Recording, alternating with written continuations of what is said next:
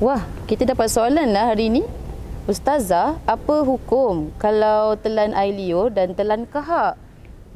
Betul tu. Kalau bulan Ramadan tengok sekarang ni panas kan? Betul tak? Kita mesti telan air liur. Apa hukumnya dengan telan kahak tu? Okey, baiklah. Di sini Ustazah terangkan dulu tentang kita telan air liur. Baik, kalau telan air liur ni kita ada 3 hukum. Yang pertama, hukum harus. Yang kedua, hukum makruh. Dan yang ketiga, batal puasa. Terkejut kan ada batal puasa tu?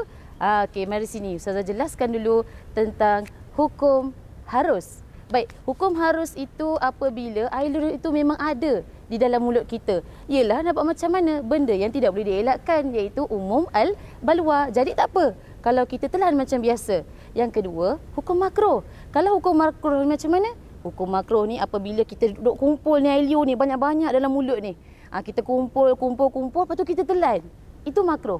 Dan yang ketiga, hukum batal puasa apabila air liur tu kita duk keluarkan dan masukkan dalam cawan, kemudian kita telan balik air liur. Itu batal lah. Okey, macam mana pula kalau dengan kahak, Ustazah? Kahak, siapa tak pernah rasa kahak tu kan? Mesti rasa masing-masing gitu kan? Warna kahak pun warna hijau ada, warna kuning ada. Kalau kita telan, confirm lah rasa masin, betul tak? Tapi untuk hukum kahak ni ada 2 pendapat. Yang pertama, apabila kahak itu berada di bawah rongga kita, di bawah kerongkong kita, maka hukum itu sah puasa.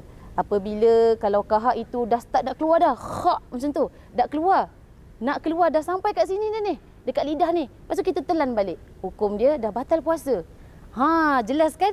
Kalau kita rasa sampai kita boleh terasa kita masinnya kahak tu, batal lah puasa kita. Senang tak? Islam tu mudah. Asalkan apa benda dalam mulut kita tu, kita keluarkan dia, dah dikira batal puasa. Jelas? Okey, itu saja hari ini. Salam Ramadan Karim. Selamat berpuasa.